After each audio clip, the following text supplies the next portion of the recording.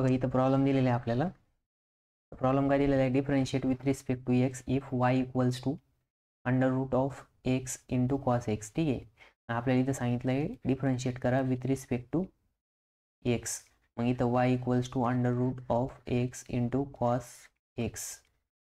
मग differentiate with respect to x. ठीक आहे, dy by dx is equals to dy dx of under root of x into cos x.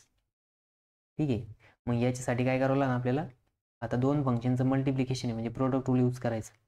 मग dy dx of ब्रॅकेटमध्ये येणार u into v equals to काय होणार, आता पहिला फंक्शन तसंच म्हणजेच u into derivative of v plus v into derivative of u.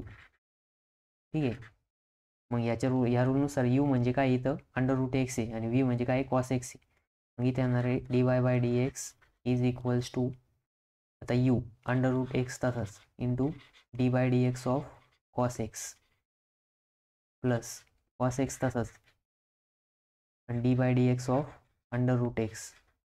ठीक आहे, मग आता बघा आपल्याकडे अंडर रूट एक्ससाठी डेरिव्हेटिव्हचा फॉर्म्युला काय आहे, d by dx of under root of x.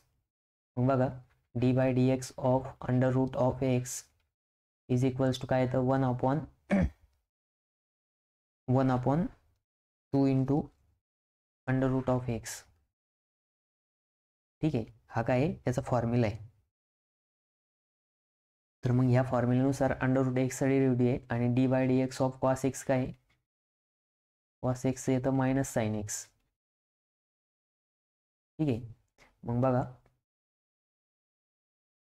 dy by dx is equals to under root x तसाच कॉस एक्सचं काय येणार आहे minus sine x plus cos x as it is आणि अंडर रूट एक्स येणार आहे 1/2 इंटू अंडर रूट एक्स. ठीक आहे, मग आता बघा इथं dy by dx is equals to आता ही कॉसची टर्म काय प्लस टर्म म्हणून ती आपण आधी लिहू. ठीक आहे, मग आधी जर लिहिली आपण इथं तर suppose cos x upon 2 into under root x plus आता बघा इथं ही साईन मायनस आहे म्हणून इकडं मायनस होणार minus under root of x into sine x.